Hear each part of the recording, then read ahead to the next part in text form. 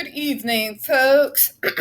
Welcome to another episode of Spilling Tea. I'm your host, Tiffany Daniels, and yes, we're going back to that horrible world known as the JRC, but first, the usual disclaimers, and to explain, this is a little bit of a 2-for-1.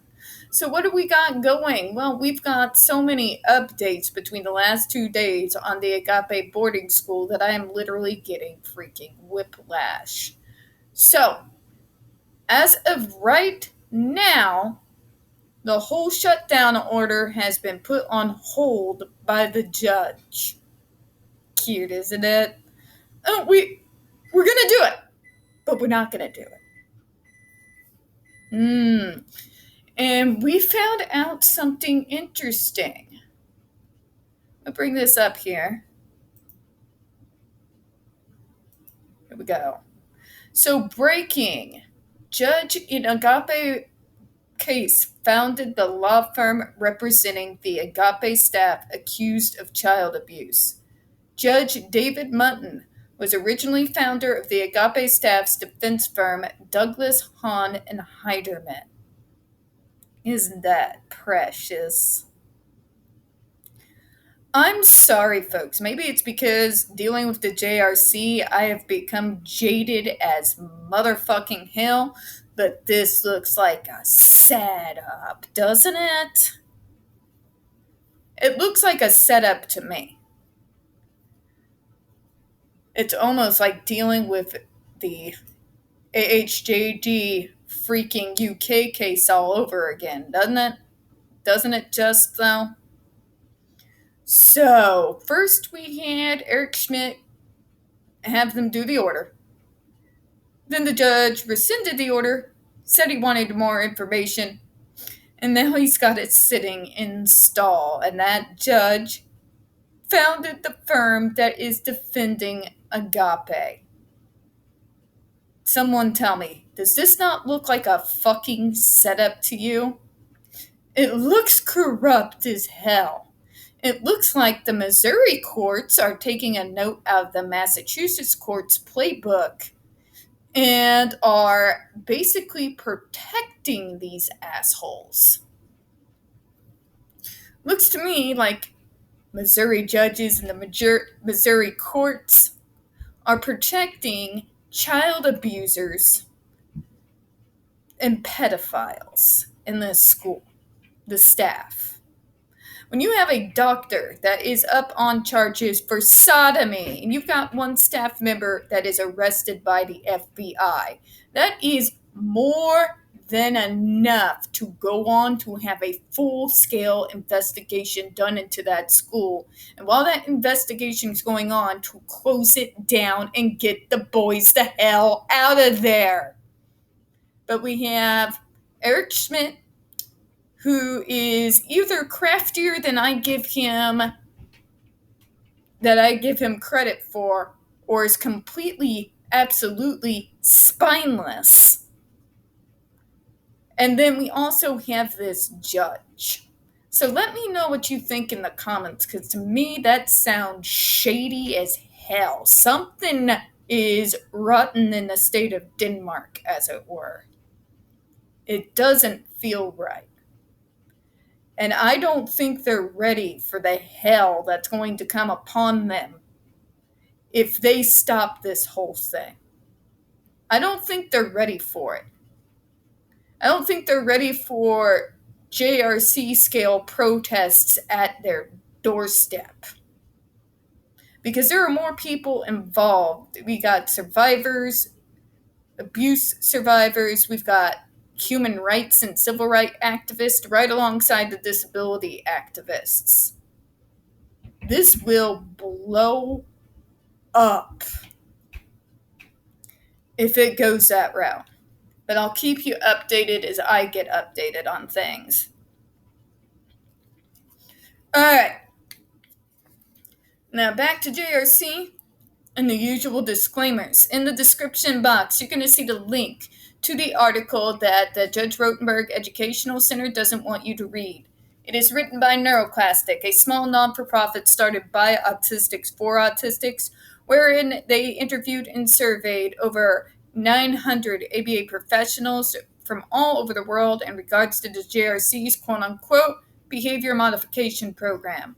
Matter of fact, the JRC doesn't want you to read this article so much they have threatened NeuroClastic with a defamation lawsuit if they do not remove it from the website. NeuroClastic has refused. So you know the drill, folks. Read the article, share on all your social media. We also have the link to NeuroClastic's public statement in regards to the defamation lawsuit threat and a link to their GoFundMe as well. Just in case the JRC has the balls to see through with their threat, we are crowdfunding, folks. We also got the links to the Agape boarding school situation, which you just got updated on a moment ago. Agape boarding school is a Christian-themed school based out of Stockton, Missouri that takes in troubled teens. They don't define troubled teens. They like to keep it vague like the JRC, but they accept people with disabilities, people with mental health issues, people with bad grades. It's basically beyond cookie cutter. What they take in. Just anybody that's troubled for not even having the capacity to be able to deal with the types of students that are going to be coming into their school properly. They have pending 21 lawsuits as of right now, alleging child abuse, sexual abuse, and starvation, and that's just for starters. So please go to those articles, share them on your social media. We also have linked the change.org Shut Agape Boarding School Down petition. Please sign and share that on all your social media as well. We also got the pertinent links to the Stop the Shocks campaign, including Hoya's massive archive on the subject, the templates, and the ever-present self-explanatory change.org Shut the Judge Rotenberg Center Down petition. When we discuss the JRC, folks, you're going to hear vivid descriptions of and catch clips of surveillance footage of people with disabilities being tortured and abused. If you do got young children present, please go ahead and use your headphones, all right? Also, this channel is marked 18 and up for a reason. We use profanity and we talk about dark subjects. If your child is below the age of 18 and you have them watching, parental supervision goes without saying, all right? I'm also not going to cater my words. Y'all know what this video is marked for. I can't do your parenting jobs for you, okay? Also, it is 4:32. I'm exhausted, folks. The last 2 days have been hell. Today was slow as hell. I'm happy I was able to get above 30%. So if I stumble over my words, apologies in advance, okay? All right, so to where we left off last evening.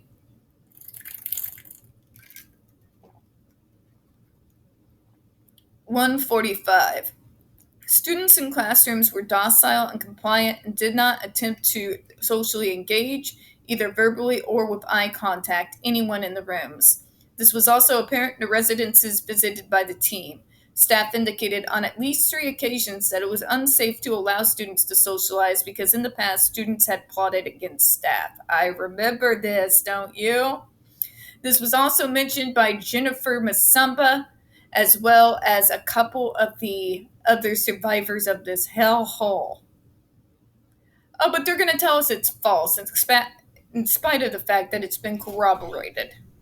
This is false.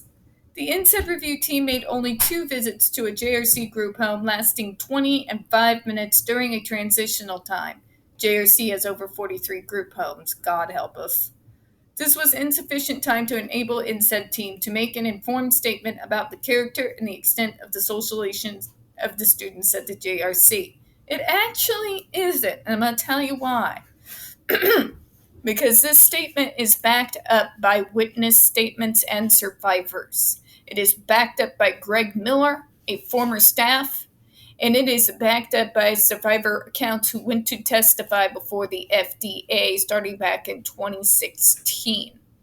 It's also mentioned in a few DESE reports and a couple of other independent investigations into the school. So it's actually quite accurate, and it has been marked on more than just what the New York is saying here. Now, let's move forward in what they're saying. Now, before we do, remember what loss of privileges is?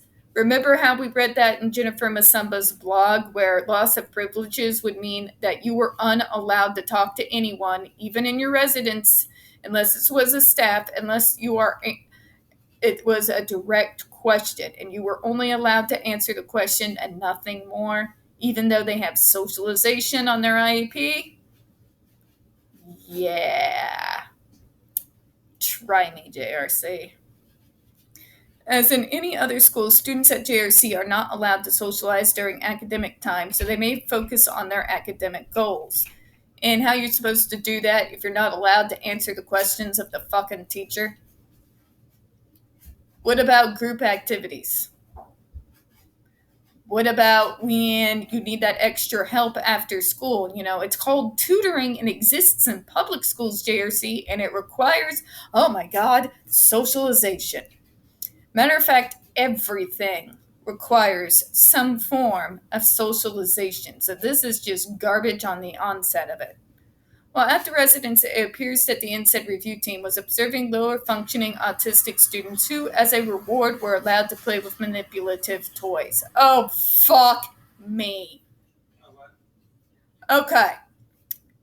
Matter of fact, folks, non-autistic, autistic kids who are nonverbal do actually communicate, and they communicate quite well with one another. I know because I worked in the field. They're really not that hard to understand. See, Paul had some friends from work, and he went to hang out with them and met their son, and he was able to understand him perfectly fine. They are indeed able to communicate. Matter of fact, if communication is a problem because they are nonverbal, wouldn't it be beholden on JRC to provide the reasonable accommodations and the equipment so that they are able to communicate with one another?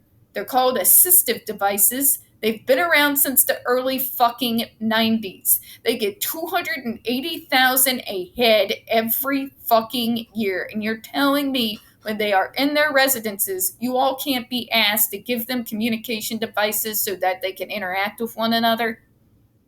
Communication devices, by the way, that a lot of them use and do need out in the real world. We see them all the time out here. And remember, I live out in bumfuck Missouri that's protecting Agape boarding school. So if they are giving the assistive devices out here, where most of the money ends up going to the sports teams, what does that say? They are raking in millions of dollars every year, and they can't afford to get these kids communication devices so that they're able to socialize with each other. No, they're going to say it's nonverbal, so it's impossible, right? Right? It's bullshit and it's bad for you. And it also shows how fucking cheap they are, that they won't even provide these kids with devices so that they can improve their social skills, which they can use out in the real fucking world. They assume that people who are nonverbal are never going anywhere, can never do anything, and just are going to be in a care facility for the rest of their lives, so they don't even fucking bother. Can we call it what it is? They don't even bother. All they care about is making sure they don't have behaviors and keep them in that hellhole until they age out. That's all it is. That's all the fuck it actually is, folks. And it's sick. And it also has a huge, complete misunderstanding of just what nonverbals are and are not capable of. They can type. Some can. Not all, but some can type. Some can at least hit a button of a picture and tell you what it is they're wanting. There are other ways of communicating other than fucking talking. Nobody ever heard of body language before. Touchscreen devices actually make it really easy. See what I mean? I have nonverbal friends, Many of us do. This is insane. So basically, this is JRC's way of saying, but they were only observing nonverbal, so no, JRC. You got a nonverbal. On their IEP, if it states teach social skills and even requests assistive fucking devices, you don't sit there and say, oh, well, it's impossible. You get the fucking assistive device for everyone in the house. I'm going to close out on that before I get pissed and hit the wall or something. We don't get very many views on this channel, and the few that we do tend to get removed from time to time. So please don't forget to hit the like button, hit subscribe, and don't forget to hit the comments. Also, don't forget to show Paul love. He has to go back in there with the cat with the Napoleon complex. I do appreciate your time. As always, we here at Spilling Tea hope you have a good one. Bye-bye.